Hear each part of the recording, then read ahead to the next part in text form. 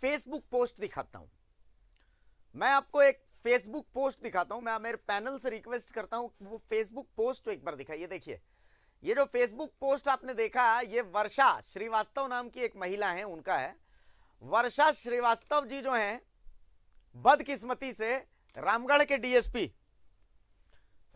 के डीएसपी किशोर कुमार रजक की पत्नी हैं। अब उन्होंने फेसबुक पोस्ट करके और मदद मांगी है। मदद ये मांगी है कि उनके पति जो हैं वो उनके साथ मारपीट करते हैं।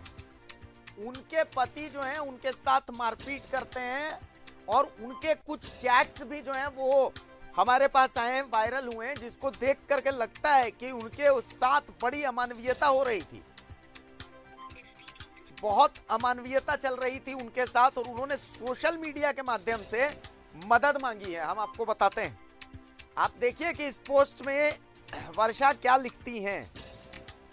वर्षा इस पोस्ट में लिखती हैं, उन्होंने एक एफआईआर दर्ज कराई है। इसमें उन्होंने लिखा है, मैं बता रहा हूं कि सविनय निवेदन है कि प्रार्थिनी वर्षा श्रीवास्तव पत्नी श्री किशोर कुमार रजक निवासी एसडीपीओ आवास बिजुलिया रामगढ़ 14/1/2022 को मेरे पति ने मुझे गला घोंटकर मारने का प्रयास किया। मैंने किसी तरह अपनी जान बचाई। फिर पति ने मुझे लात घूंसों से मारा, फिर मेरे सिर पर गंभीर घाव किया। इस तमाम चीजों को जब आप सुनते हैं तो क्या लगता है? आप देखिए, हमारा पैनल हमारे साथ है।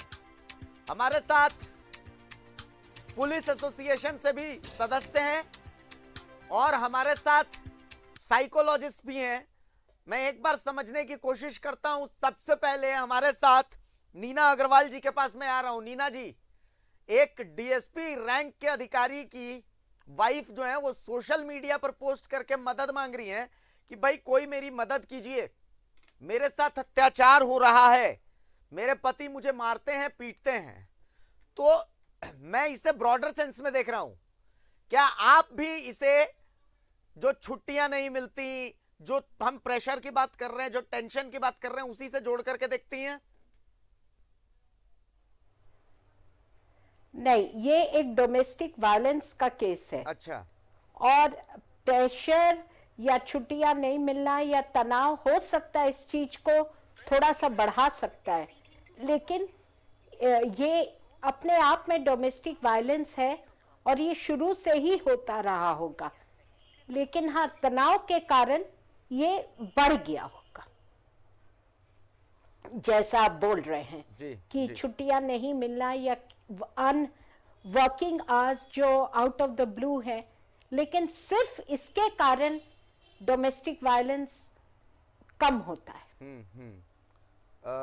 योगेंद्र सिंह साहब, तनाव के कारण किसी भी तरह से हमारे पास तनाव का जो है प्रकट होना is how it can come in various forms. बिल्कुल बिल्कुल। And maybe domestic violence is a part of it. मैं एक बार योगेंद्र जी के पास आ रहा हूँ। योगेंद्र जी, इस चीज को कैसे देखते हैं आप? मतलब इसमें भी देखिए पुलिस एसोसिएशन की, इसमें भी झारखंड पुलिस एसोसिएशन को ऐसे मामलों में भी हस्तक्षेप करना ही पड़ेगा। देखिए, मैडम की बातों से मैं सहमत हूँ। ये कंप्लीट एक घरेलू हिंसा है, इसमें दो मत नहीं है। क्योंकि कहीं ना कहीं हर जगह जो मैडम बोली कि तनाव एक पार्ट उसमें हो सकता है, बट एक कंप्लीट। मेरे साथ अभी वर्षा श्री जी जुड़ी हुई हैं। वर्षा मैम, मैं न्यूज 11 भारत से अभिषेक भारती बोल रहा हूं मैम। वर्षा श्री जी अभी लगता है वो बात करने की स्थिति में नहीं है। मैंने उनसे फोन पर कई बार संपर्क करने की कोशिश की है। वर्षा श्री जी, मैं न्यूज 11 भारत से अभिषेक भारती बोल रहा था। न्यूज 11 भारत से अभिषेक भारती बोल रहा था मैम। मैम, आपने एक एफआईआर दर्ज करवाई है, उसके संबंध में आपसे बातचीत करनी थी। आप न्यूज चैनल पर लाइव हैं, पूरा झारखंड आपको सुन रहा है मैम। आपने मदद मांगी थी और मदद करने के लिए पूरा झारखंड आपके साथ खड़ा है मैम। पूरा मामला हमें बताएंगे, हुआ क्या है? अब तो आपको क्या बताऊं मैं, आए दिन मेरे साथ मारपीट होती है, रोज होता है। मैं कभी बोलती नहीं हूँ, मेरे ऊपर झूठे आरोप प्रत्यारोप लगाए जाते हैं पर डे का हाल है। जब तक मैं घर में हूँ, मार खा रही हूँ और चुप हूँ, तो मैं बहुत अच्छी हूँ। और अगर मैं मार खा खा के किसी दिन मर जाती हूँ तो मेरा क्या होगा? आप ये बताइए कि मेरे बच्चे की परवरिश कौन करेगा? बिल्कुल सही बात है मैम। मेरे पति के 10 मैसेजेस ऐसे हैं जिसमें उन्होंने साफ तौर पे मुझसे माफी मांगी है और ये कहा है कि माफ कर दो, दोबारा मैं मारपीट नहीं करूंगा।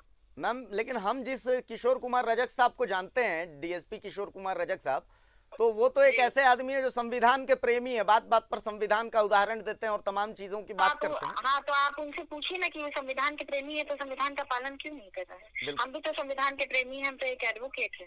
हाँ, पूरा झारखंड आश्चर्यचकित है मैम कि आपके जैसी, और आप इतने साल से ये चीज सह रही थी, ये बड़ा आश्चर्य की बात है मैम। मैं बेइंतहा सह करके मैं बहुत तंग आ चुकी हूँ। अच्छा। मैं इतना मार खाई हूँ कि मेरा दायां आँख की रोशनी चली गई है, मेरे दाएं कान से सुनाई नहीं दे रहा है, भयंकर इंजरी मेरे सर पर हुई है।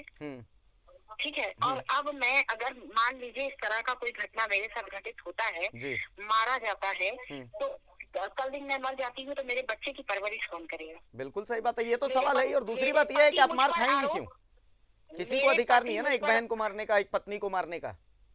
मेरे पति मुझ पर आरोप लगाते हैं कि मैं उनके साथ मारपीट करती हूँ। आप ये बताइए कि क्या एक महिला, एक पुलिस अधिकारी जो कि एक हैवी ट्रेनिंग किया हुआ है, उसको मार पाएगी? संभव है? बिल्कुल बिल्कुल, ये तो संभव ही नहीं है। बिल्कुल। और क्या उनका आरोप ये रहता है कि मैं बच्चे की परवरिश नहीं करती हूँ, तो 24 घंटा वो ड्यूटी करते हैं, बच्चे को कौन देखता है? बिल्कुल सही बात है मैम। तो अब लेकिन ये है कि अब चूंकि आपने इतनी बड़ी बात बोल दिया, अमूमन हमारे भारतीय समाज में एक पत्नी अपने पति के खिलाफ मुखर होकर के इतना बोलती नहीं है, तो अब तो ये आपने बिगुल बजा दिया है। बहुत ज्यादा सहली ना मैं, बहुत ज्यादा सहली भाई साहब, इतना ज्यादा नहीं सहन किया जाता है। एक तो देखिए मैं कास्टिज्म मानती नहीं, अगर मानती तो मैं इनसे शादी करती नहीं। जी जी बिल्कुल सही बात है, ठीक है। ऊपर से यही मुझ पर बोलने लगते हैं कि मैं तुमसे शादी, जब मैं कहती हूँ कि तुमने मुझसे शादी क्यों किया था, इस तरह परेशान करने के लिए? बिल्कुल। तो मुझे कहते हैं कि मैं, तुम लोगों ने मुझे हम लोगों को 100 साल से ज्यादा समय से प्रताड़ित किया है, उसी का बदला लेने के लिए मैं शादी किया। तो बोलिए कि संविधान में कहाँ लिखा हुआ है? अब मैं निरुत्तर हो गया हूँ, मेरे पास कोई मतलब जवाब ही नहीं है इस बात का। ये तो आप बताइए ना, हम किस सवाल आयोग में जाएं या किस SC आयोग में जाएं? हमें बताइए। बहुत बड़ा आपने सवाल कर दिया, ये सवाल कई लोगों के मुंह पर एक करारा तमाचा है मैडम, जो आपने सवाल कर दिया है। हमारे लिए स्वर्ण आयोग खोलिए ना भाई, ST आयोग के साथ साथ। हम तो ST को बुरा अगर मानते तो SC से शादी नहीं करते। अपना सब कुछ अर्पित कर दिया और उसके बदले में ये मिलता है, तो मन धन सब समर्पित कर चुकी हूँ। उसके बाद अगर कोई व्यक्ति ये कहता है तो उसकी मानसिकता पे मैं क्या कहूँ कि वो क्या बाबा साहब अम्बेडकर जी के जो महिलाओं के लिए इतना लड़े हैं, जिनकी मैं पूजा करती हूँ, बाबा साहब अम्बेडकर जी, बिल्कुल, जिन्होंने महिलाओं को अधिकार दिलाया है जी, वो महिला आज सवर्ण और SC और ST में बट के रह गई है क्या? मैम और कोई हो नहीं हो, ये भाई आपके साथ खड़ा है और कुछ लोग और हैं हमारे साथ स्टूडियो में, वो लोग आपके साथ हैं। आपकी आवाज को हम पुरजोर तरीके से उठाएंगे। मैम बहुत शुक्रिया कि आप हमारे साथ जुड़ी। और कोई अगर कोई मांग है, कुछ बात है, राज्य के मुख्यमंत्री भी इस कार्यक्रम को देखते हैं, कुछ कहना चाहती है तो जरूर बोल दे मैम। मुख्यमंत्री जी से यही कहूंगी कि देखिए, हमको अपनी बेटी जैसा ही समझे, मेरे माँ पिताजी नहीं हैं जी, और मुख्यमंत्री ही जो होते हैं वही माँ बाप होते हैं। तो एक पिता होने का कर्तव्य निभाएं, अपनी बेटी की सुरक्षा करें, रक्षा करें। चलिए बहुत शुक्रिया वर्षा जी, बहुत शुक्रिया। ये भाई आपके साथ खड़ा है और हम देखते हैं कि झारखंड की पूरी जनता जो है वो भी आपके साथ खड़ी रहेगी। बहुत शुक्रिया आपका वर्षा जी। देखिए योगेंद्र जी, तमाम बातें आपने सुन ली, बहुत सारी बातें, बहुत सारी चीजें आपने सुन ली। योगेंद्र सिंह साहब इसको कैसे देखते हैं आप बताइए? एक भाई से उन्होंने मदद मांगी, देखिए मैंने अपने भाई होने का कर्तव्य निभाया, उनकी आवाज को पुरजोर तरीके से उठाया है। आपसे भी वो उम्मीद करती है बहुत सारे, बहुत ज्यादा। नहीं, बस वर्षा जी को मैं ये कहना चाहूँगा कि संविधान में कोई लिंग भेद नहीं है कि कोई पुरुष है कोई स्त्री है तो उसके साथ भेदभाव किया जाए। और उनके द्वारा अपने बातों को चूँकि FIR करा दिया गया है, जैसा लगता है पत्र हमने देखा, तो हिंदुस्तान के कानून में कोई भेदभाव भी नहीं है जी। और ये अपना कार्रवाई जांच एजेंसी करेगी और उनको विश्वास होना चाहिए हिंदुस्तान के कानून में कि हमें या कोई भी व्यक्ति कितना भी ऊंचे पद पर क्यों ना हो, अगर उस कानून को तोड़ेगा तो कानून अपना काम करेगा और कठोरता के साथ काम करेगा। क्योंकि नारी को उनका अधिकार मिलना ही चाहिए, और अधिकार भी है गांव में रहने और अबलट किस्म का हम लोग मैं जो चैट्स देख रहा हूं, मैं आपको वो चैट आपको मतलब पढ़ के बता देता हूं, छोटी सी बात है, मैं पढ़ के सिर्फ आपको बता देता हूं तो आपको समझ में आ जाएगा। हालांकि पति पत्नी के बीच की बात है देखिए, लेकिन आज इसको पढ़ना बेहद जरूरी है। उनकी वाइफ लिख रही हैं, जहां से मेरे पास चैट है, कि तुमने ये तक नहीं पूछा कि दवा चाहिए या नहीं चाहिए, मुझसे अच्छी तो वो कांस्टेबल है जिसको तुम 10 बार पूछते हो कि खाना खाओ, दवा दिलाओ। मुझसे चिल्ला कर बात करना, हिंसा करना छोड़ दो, मैं तुम्हारी गुलाम नहीं हूं, इंसान हूं। अगर बदतमीजी से बात करना है, हिंसा करना है तो 1 लाख बार बोल रही हूं, बात मत करो मुझसे, लॉकडाउन का फायदा मत उठाओ। तो एसडीपीओ साहब का जो जवाब है वो भी सुन लीजिए। मैंने तो तुमको बोला था मुझे बच्चा नहीं चाहिए, मैं अब बच्चे का खर्च नहीं उठाऊंगा, तुम पैदा की हो, खर्च करो। किस मेंटलिटी का आदमी ये जवाब दे सकता है?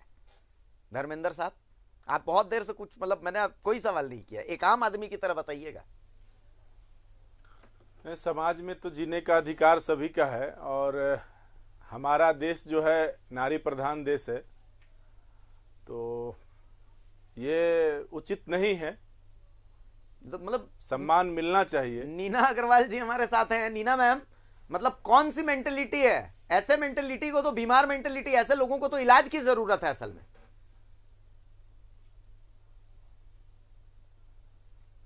डोमेस्टिक वायलेंस, जैसा कि पहले मैंने कहा, ये आपको हर प्रोफेशन में मिलेगा। ऐसा नहीं है कि पुलिस वालों तक सीमित है, या ये बेसिकली हमारी मानसिकता में बदलाव चाहिए। बिल्कुल। और औरतों को भी इसके खिलाफ आवाज उठाना चाहिए, क्योंकि अगर कोई मर्द डोमेस्टिक वायलेंस करता है तो अगर उसका कोई अपोज करने वाला होता है तभी हमारे समाज में चेंज आएगा। चलिए, वरना अगर इसको हम बहुत शांत होके एक्सेप्ट कर ले कि ये हमारे जिंदगी का हिस्सा है तो कभी कोई बदलाव नहीं आएगा। चलिए, तो बदलाव के लिए हमें मेंटलिटी को बदलना ही पड़ेगा, यही बहुत जरूरी है।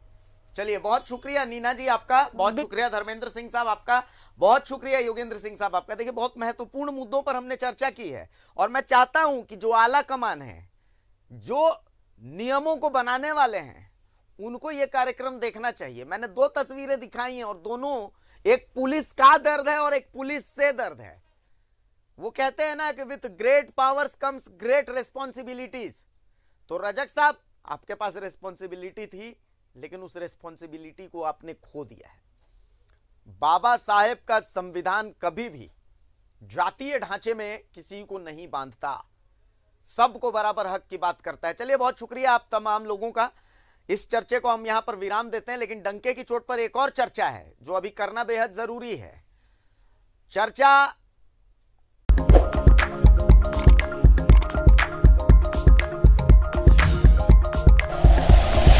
Like and share videos, subscribe करें हमारा चैनल और प्रेस करें बेल आइकॉन। न्यूज़ 11 भारत, सच है तो दिखेगा।